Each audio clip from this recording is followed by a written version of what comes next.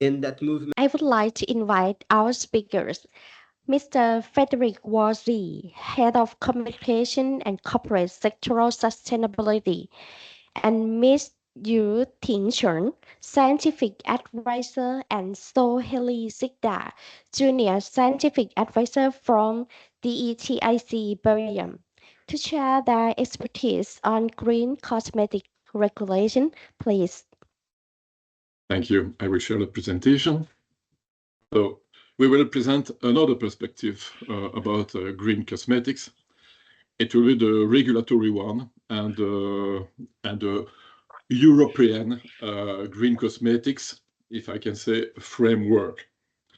First of all, I would like to present us. We are DETIC. So DETIC is the Belgium Association of Cosmetics in Belgium, in Europe. We have about 120 members. We are members of the Global Cosmetics Cluster, but also of Cosmetics Europe, which is the European Association for Cosmetics. So we will present you a kind of general framework for the green cosmetics in Europe. I have to say that it's really new because a lot of these regulations are now under development, and their implementation is foreseen for 2026 or 2027. So it's very new, and a lot of this piece of regulation are now under construction. But there is a base, and we will start with the regulatory standard for product and ingredient that exists now. And to do that, I will give the floor to my colleague, Soeli. Can you control the slide, Soeli, or not? Still not. No. Sorry. Okay, so I will do it. Okay, thanks. Yes, hello everyone. Thank you for inviting me here. So we'll start with a very general overview of the legislation that is relevant for the cosmetic industry in Europe. What you need to know, as Frederick said, is that currently there is no unique and specific legislation in Europe for green cosmetics. But in fact, the European Union chemical industry has always been very careful when it comes to sustainability. And for years now, legal frameworks have been always directed to ensure a high level of safety for health and also for environment. And in that matter, the REACH regulation, having been in effect for several years now, has been quickly become a widely accepted and influential standard in the world of chemical regulation. Since its entry into force in 2007, REACH has consistently proven its effectiveness in enhancing the safety and sustainability of the chemical industry within the European Union and beyond. And over the years, REACH has successfully replaced various existing EU chemical regulations by creating a harmonized and comprehensive framework that has not only simplified compliance for companies, but has also improved the transparency and accessibility of chemical information for both industry stakeholders and the public. One of the primary motivations behind the establishment of the REACH regulation was the need to protect the environment, because prior to that, the use of chemical substances was governed by a patchwork of regulations, and often it was inadequate. So REACH was designed to mitigate this environmental risk by promoting the responsible use of chemicals. Another critical concern addressed by REACH is the protection of human health by ensuring that chemical substances used in the European Union do not pose undue risks to human health, particularly for workers in the industry where the substances are commonly used. You can go to the next slide. So REACH stands for Registration, Evaluation, and Authorization of Chemicals. The registration, so under REACH, sorry, companies that manufacture or import chemical substances into the European Union in quantities exceeding 1 ton per year are required to register them with the European Chemicals Agency that we call ECHA. This registration includes providing data on the substance's properties, uses, and potential risks, including risks towards environment.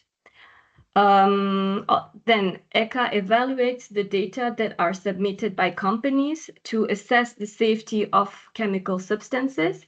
And if a substance is found to pose a risk to human health or the environment, then ECHA can impose restrictions or recommend authorizations of its use.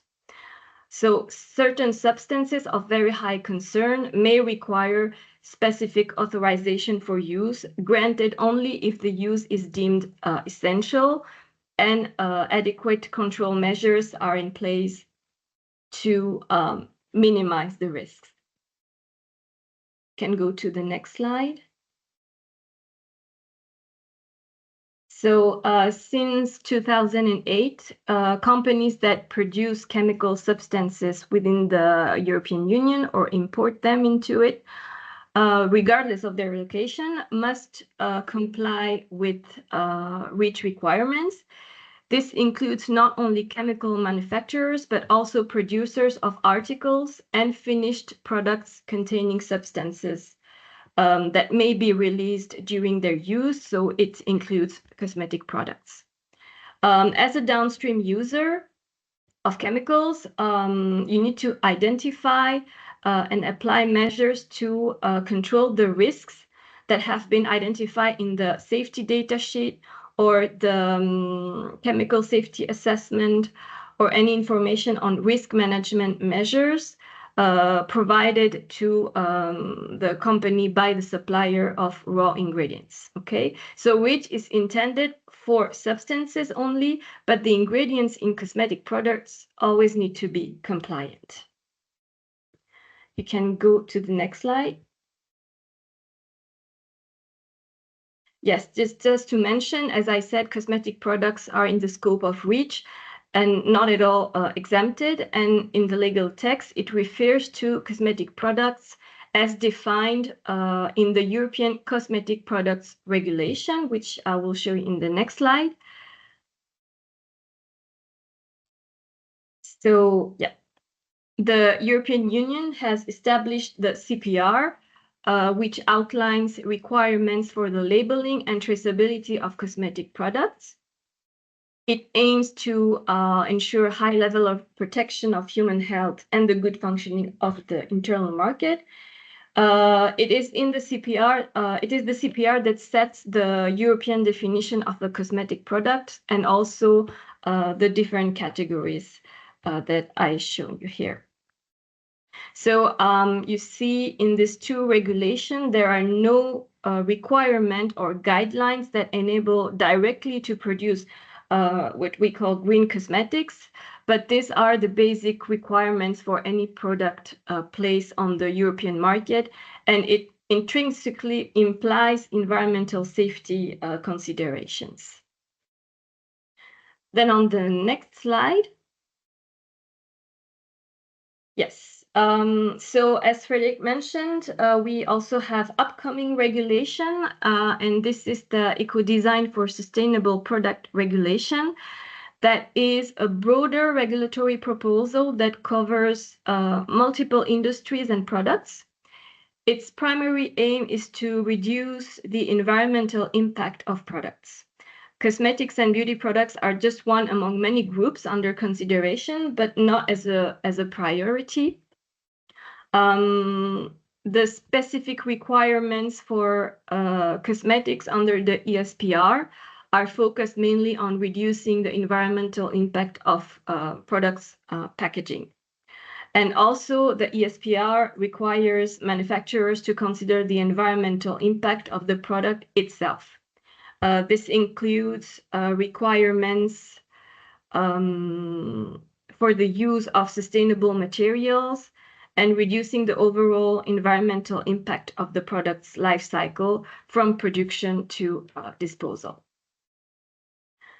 The presentation is gone. Yes, I've seen that somebody took the control on the. Oh, not me. Sorry, I pressed on the wrong button. Apologies. Oh, sorry. Okay, I will reshare the presentation.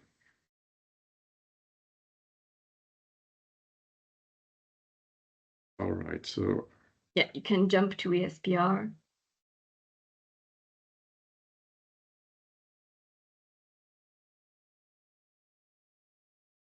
Is this the good one?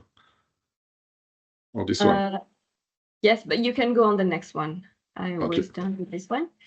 So yeah, ESPR does not set specific measures, but supports a way of implementing future measures that are specific to a product type. So a working plan will lead to preparatory studies and an impact assessment, and then adequate measures can be decided with the participation of industry stakeholders. The final text of the ESPR has been published this month or last month, and it's still very broad. And as I said, cosmetics won't be prioritized when it comes to set requirements. So I think this was my last slide. So these are the baseline regulations if you intend to put green cosmetics into the European market. It was, of course, a very quick summary because it's more complicated and wide, but there are other European regulations and directives, current and also upcoming, that are to be added in this landscape and way more relevant for the cosmetic industry. And I'll leave it to my colleagues to explain it to you, starting with Ms. Yuting Chen. Thank you.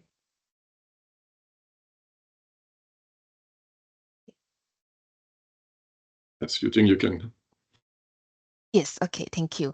So I will continue with the EU eco-label regulation and yes, thank you, Friedrich. So when we talk about green cosmetics, actually, we have to mention the EU eco-label. So it is also known as the EU flower, and we say that it is also the only official label based on a life cycle approach that attests to a lower environmental impact for non-food products, including cosmetic products. And why it's the only official label? Because it's the only EU-wide ISO 40024 Type 1 scheme, eco-labeling scheme. So that's why we call it also, so based on this, it's the only Type 1 official label. So companies can apply on a voluntary basis the EU eco label to a national competent body, where in these national competent bodies they do the verification. The criteria in the EU eco label are designed to be met by 10 to 20% of the most sustainable products on the market, and as you have maybe and as maybe it's clear from you, it's also an incentive by the European Commission. So it's an eco label for the whole European Union markets. The next slide, please. So here are some figures about the product that have an EU eco label and the licenses of the companies. These are the figures as of March 2024, so I would say relatively up to date. So as you can see, there are there are approximately 96,000 products which have an EU eco label. So it's not only about a product, but there are also services that can apply for an EU eco label. There are approximately 2,800 licenses, so companies that have these licenses. And so the top 3 of products that have the eco label are do-it-yourself sectors in the do-it-yourself, paper product and cleaning sector. you can see from the slide that for the personal care products, there are now 1,750 products which have an EU eco label. It's low compared to other sectors, but this may be also because the criteria for the for cosmetics exist since 2021, so they are relatively new. But for the cosmetic products, the with an eco label, if you can see on the as you can see on the right-hand side of the slide, there are the one that also growing. So the licenses for the cosmetic products are growing with over the time. On the next slide, so as I've mentioned, the criteria for cosmetic products, they exist since 2021. So are they actually I would say one of the new categories for the EU eco label. And these criteria consist of cosmetic product and animal care product. For the cosmetic product, they cover both rinse-off product, but also leave-on product. On the next slide, you have the list of criteria that have to be that apply for a cosmetic product if you want to have with an EU eco label. It's about the toxicity to aquatic organisms, for example, for rinse-off and leave-on product. There exists also a list of excluded and restricted substances. There are also some requirements on packaging, and if you use palm oil, palm kernel oil, and their derivatives, they have to be sustainably sourced. And there are also other requirements if you want to apply for an EU label for cosmetic product. So if you are interested, please have a look at the link at the end of the slides where you can find more information. And on the next slides, I've just put the websites of the European Commission on the EU eco label, and maybe just to finalize, one of the intention of the EU eco label was to have a harmonization of national eco labeling schemes, because for example in Germany there exists the Blue Angel, and in the Nordic countries there exists the Nordic Swan. These are actually national schemes that still exist, but the intention of the European Commission was to have with time to have them phase out and have the EU eco label as the one the only European label that exists. So voilà. This is in a short the EU eco label. I will give the floor back to Frédéric. Thank you, Yuting. So I would like to present you two main pieces of regulation that will come in Europe if we speak about the green cosmetics that are very important, because it's about the green claims and the green claim substantiation. So we will speak about the Green Claims Directive and the Consumer Empowerment Directive that amend to other regulatory piece, which are UCPD, so the Unfair Commercial Practices Directive and the Consumer Right Directive. After, I will speak about the self-regulation, because if we speak about green claims, there is some guidance and some order standard than strictly the regulation. You have to know that in 2020, the European Commission organized a survey in order to look at the green claims, so in the cosmetic sector, but in lot of other sector also. And what they found was awful, if I can say that. So there were 52% of claims that provide vague or misleading or unfounded environmental information on the product, and 40% of these claims were not substantiated. So it means that they infringe the law. So they decided to create a new piece of regulation in order to address this problem. And how they work on this, they decided to have first a lex generalis approach. So they will create a directive to amend the Consumer Rights Directive and the Unfair Commercial Practices Directive, and to give the background for a lex specialis approach, which will give different characteristics that the product has to follow and how the green claims has to be substantiated.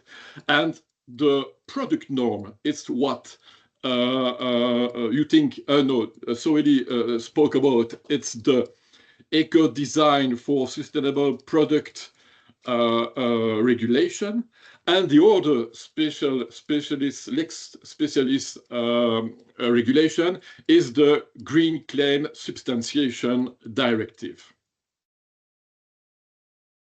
So we have a twin instrument to address what they call the greenwashing. The first one, as I said, is a lex generalis that will change the Unfair Commercial Practice Directive, and that will prohibit certain kind of claims. And the other is the Green Claim Proposal, which address the substantiation of the green claims, the communication about the substantiation of the green claims, the environmental label, because you have to know that in Europe there are about 240 different environmental labels. It's too much, and they decide to stop a lot of this label, giving characteristic that this label has to follow in the future. And there is also a big point in this directive about the verification. They would like to have an ex ante verification of the green claims. That means that the companies that produce a product with a green claims has to check the relevance and of the claims by an independent verifier, before to put the product on the market. What is the scope of this Green Claim Directive? It's important to know that the B2B products are out of the scope. It covers only the B2C product and the explicit voluntary environmental claims.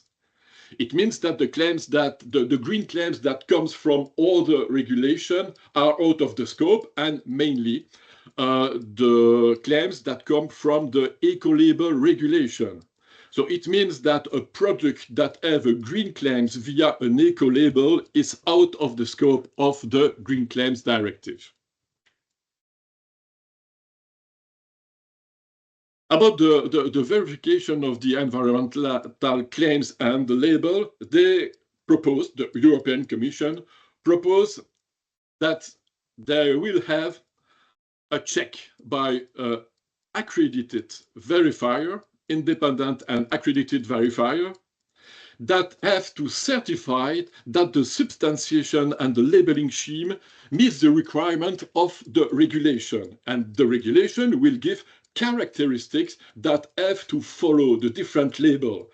And these characteristics are based on a life cycle approach. It means that in the future, the label that don't have this kind of approach will disappear, or will have to adapt their standard to the regulation.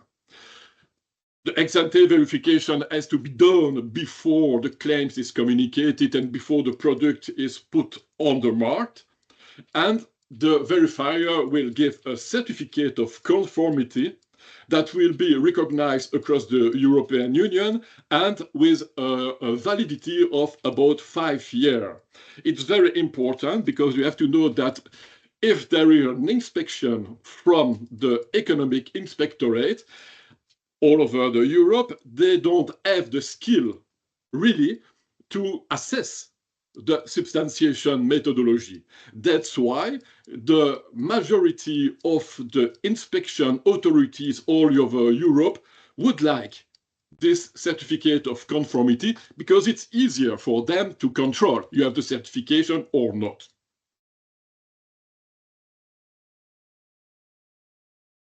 There is also something very important in this regulation.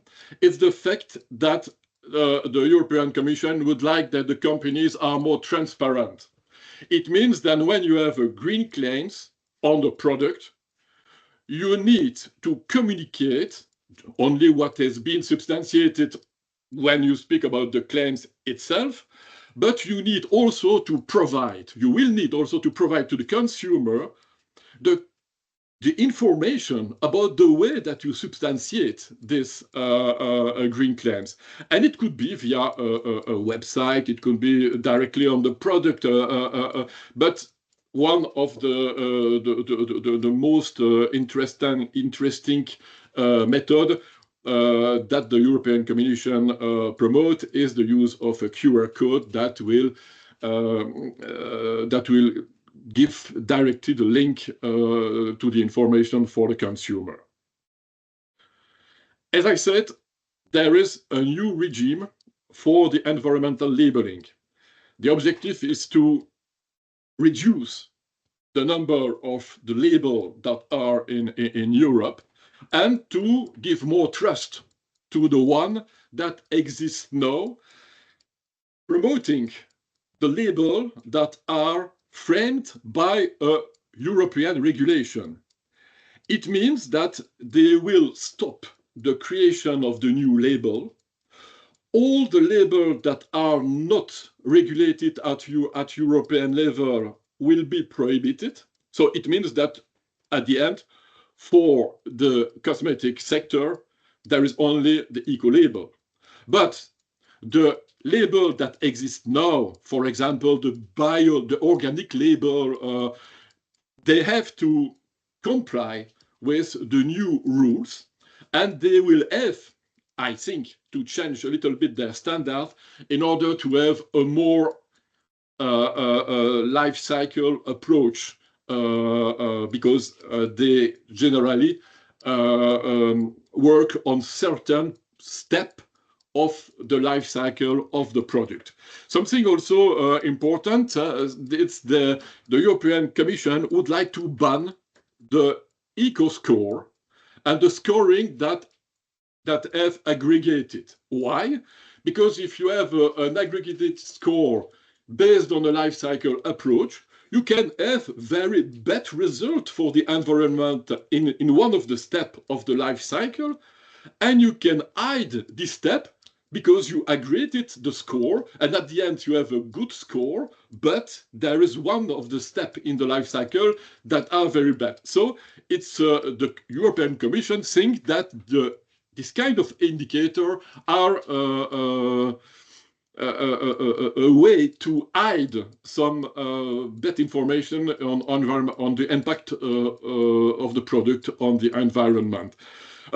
I have to say that what I say no, it's not the real regulation. This regulation is under construction. So in a nutshell, there will be rule for substantiating environmental claims.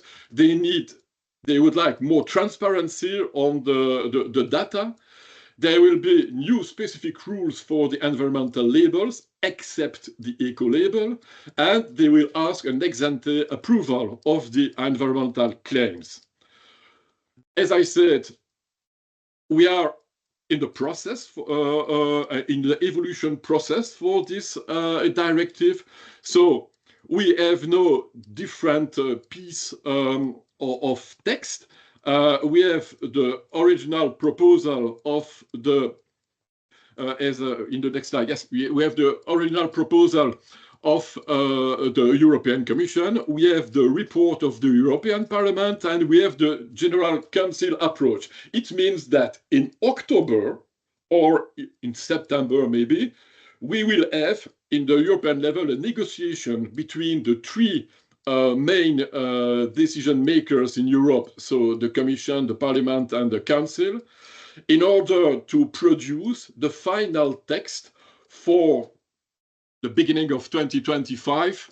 And if we look at the implementation scheme, it will be implemented in 2027. The base of this directive, and if you remember one of my first slides, was the Consumer Empowerment Directive. This directive is very important because it's yet done. It means that on February 2024, it was approved by the Council, and it's not yet published in the official journal, but it will be in a few weeks, and it means that this directive will be implemented in 2026. This directive, you have the link to the text of the directive at the bottom of the slide, but this directive is very important because it prohibits certain kind of claim, and these are claims that you can find a lot of the market.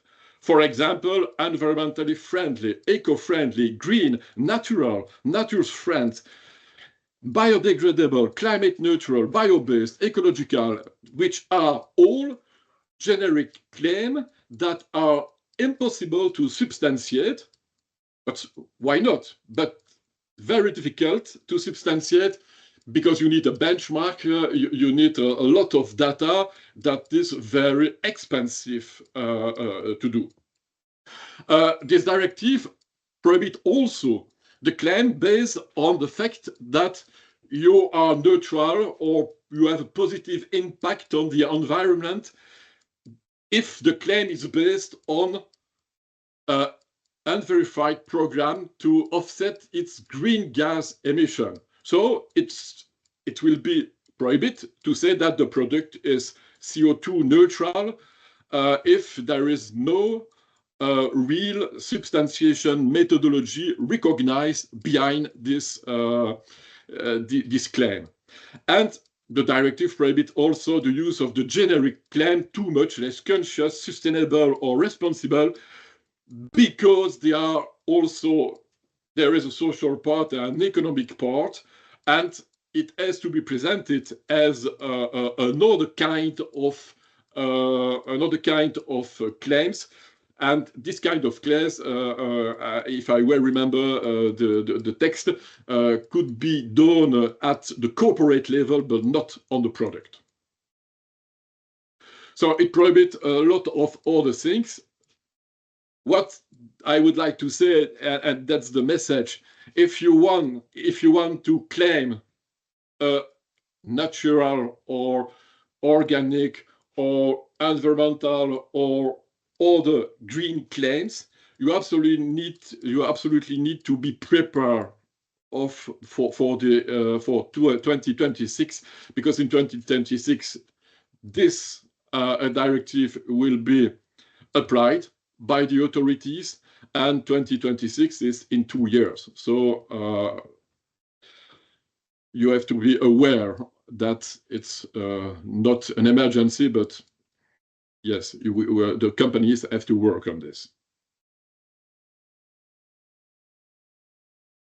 I would like also to speak about the self-regulation. When we speak about the green claims, we have also different, in the different countries of the European Union, it's not really harmonized, different self-regulatory initiatives. I give you here the main one in France.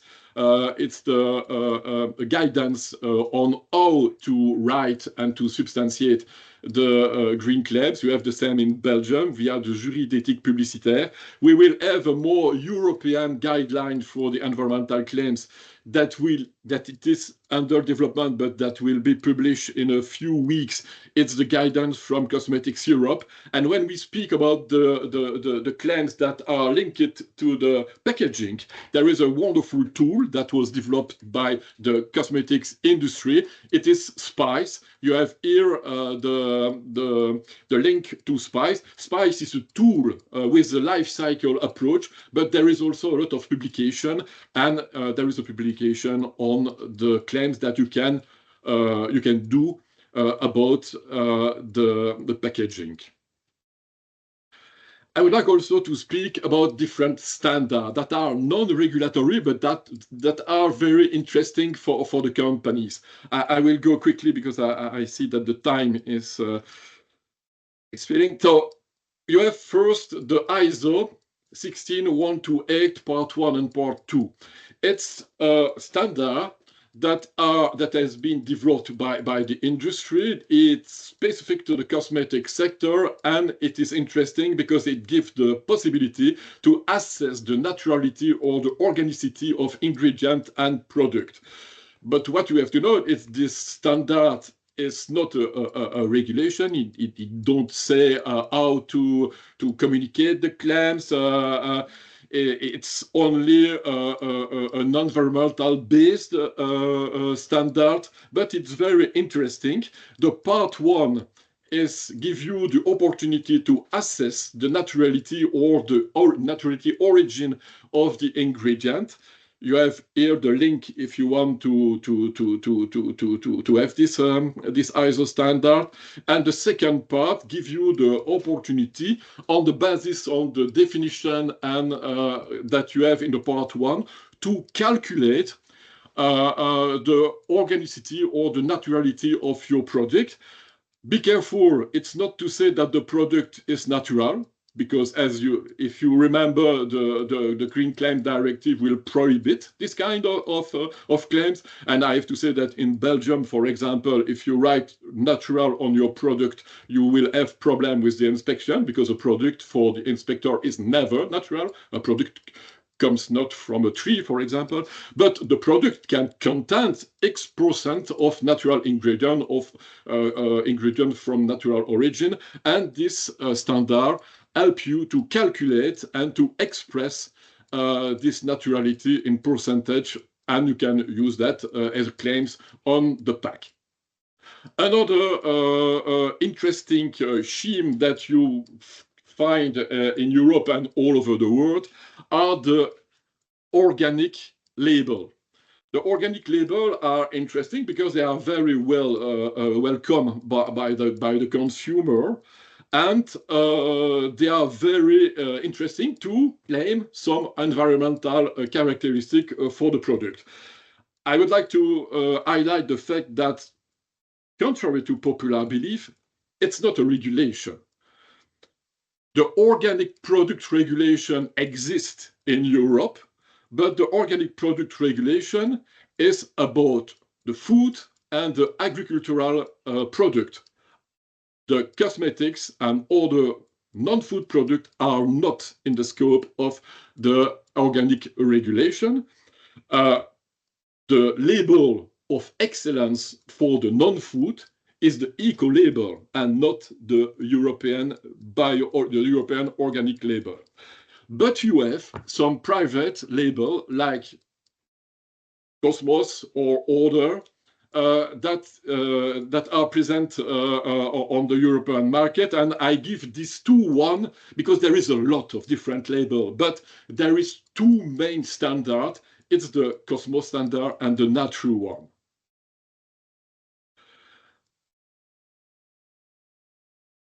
At the origin, this label was focused on the origin of the raw material, so natural or organic. They do not consider the entire life cycle of the product. That's why they have to evolve now in order to comply with the Green Claim Substantiation Directive, because the Green Claim Substantiation Directive promotes the life cycle approach. And if you look at the middle of of the slide, you can understand why. Because if you address only the nature of the ingredient, and if you speak about the environmental profile of rinse off product, you can see that the phase in the life cycle analysis of the project, the raw materials are not the impact of the raw material is not the higher on the impact of the product on the environment. That's why this kind of label is to change in order to comply with the Green Claim Substantiation Directive. So just for your information, if you have to choose this kind of label, you have to know that in the more Latin country, Cosmos is the more present. If you will go to in Europe, in the more Germanic country, maybe you have to choose the Natru. They are similar, but they have several small difference between the both label. You have here the link to go to the different standard. Last but not least, I would like to speak about what will be the future for the eco-cosmetics in Europe in a closer time. We speak about 2027, 2026. This slide is the objective of the European Commission. It's clear. What they would like is to have a basic level. The basic level will be given by the Eco-Design for Sustainable Product Regulation. The product that will comply with this eco-design characteristic will have no green claims, because it's impossible to claim that you is compliant with the law. So the normal cosmetics product without green claims will have to comply with the Eco-Design for Sustainable Product Regulation in the future. If you want to be the best, if you want to have the level of excellence, you will need to have the eco-label, because the eco-label, it's the label that is promoted by the authorities and the European Commission. There is some other label at national level. You think spoke about this, the Blue Angle in Germany, for example, and the Nordics one for the Nordic countries. These two labels have the same importance that the eco label. It's considered as the same level of excellence. And then between the two levels, you will have different products with green claims. And if you use green claims, you need, or if you use also a label like Cosmos Naturally and Order, you will have to comply with the directive on empowering consumer for the green transition and this famous green claim substantiation and the different advertising code. So it means that in the future, the framework, the European framework about the eco-cosmetic will be more difficult for the companies and will necessitate more substantiation. That's all for my part, but before to stop my presentation, I would like to remind you that the level of sustainability of the company, the corporate level of sustainability, is the best foundation for product environmental positioning. It's not only the fact that you can have green claims and you can product that have less impact on the environment. You can also work on this with the company. And there is a lot of standards that are very interesting in this context. I would like to highlight the ISO 59 because it's new. It's a 2024 ISO norm. And I would like also to highlight the Cosmetics Europe initiative, Commit for Our Planet. You have the link to go directly to this initiative that can help companies to be more sustainable in the future. Thank you very much.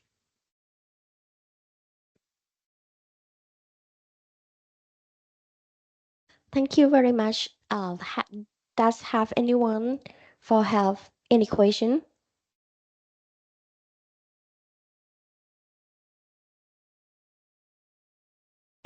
We have a little bit time to ask the question. Hello, I have question. Can I Open now, ask a please. question? Okay. Yeah. Okay. Can I ask question about the regulation of green cosmetics?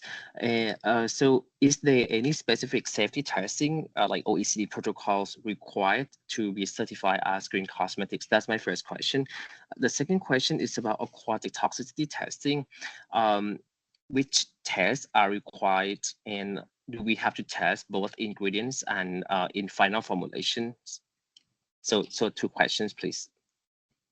So there is no really a certification for green cosmetics. If you have green claims and so you produce green cosmetics, you need to substantiate your impact on the environment.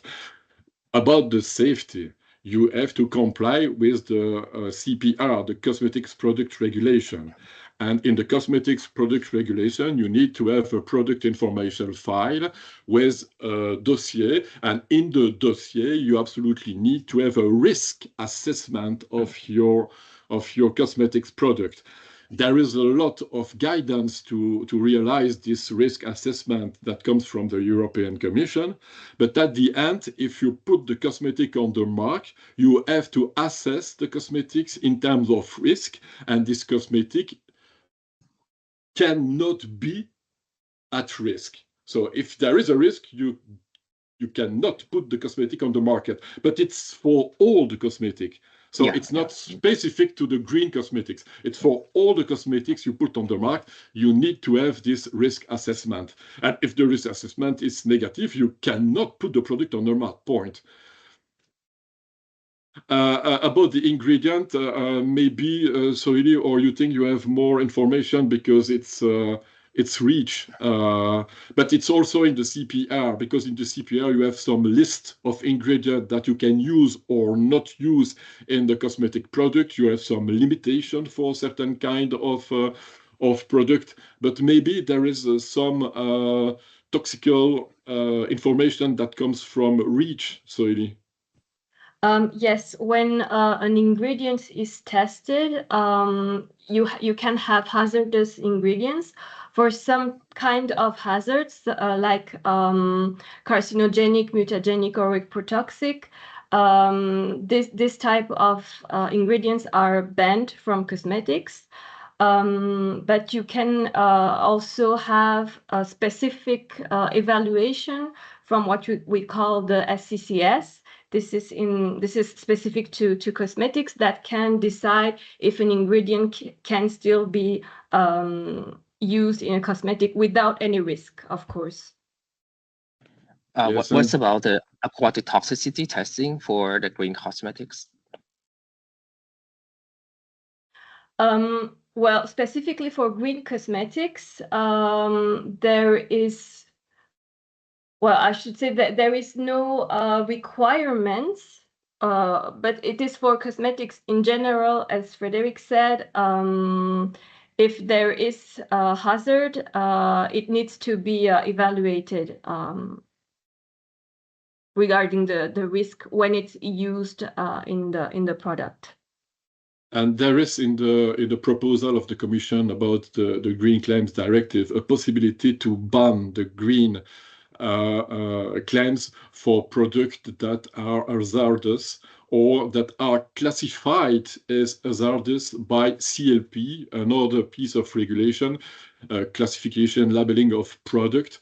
And it's a problem because the CLP give certain kind of test to classify the ingredient, and at the moment, the European Commission decided not to ban this ingredient from the green claims because it's very difficult. You have a lot of essential oil that are classified as hazardous. So if we have this piece of regulation, it will be impossible, for example, to have a green claims for a product containing an essential oil. So it's a nightmare. So now they make a survey to assess the possibility to ban this kind of ingredients from green claims, but we think that they will not do that because it will be impossible for example, the companies that produce natural product to use, for example, essential oil, if they want to claim that they are their impact on the environment or their naturality or this kind of thing. So, but it's under development. It's difficult to say what will be the decision of the European Commission about this kind of thing. But we are sure that they will not bind the green claims for the essential oil. So they have to change a little bit the proposal, the initial proposal. But it's for 2027, and the negotiations are for September, October, or November of this year. So there is a lot of things that will change, I think. Thank you. Does have anyone have additional questions? The last question.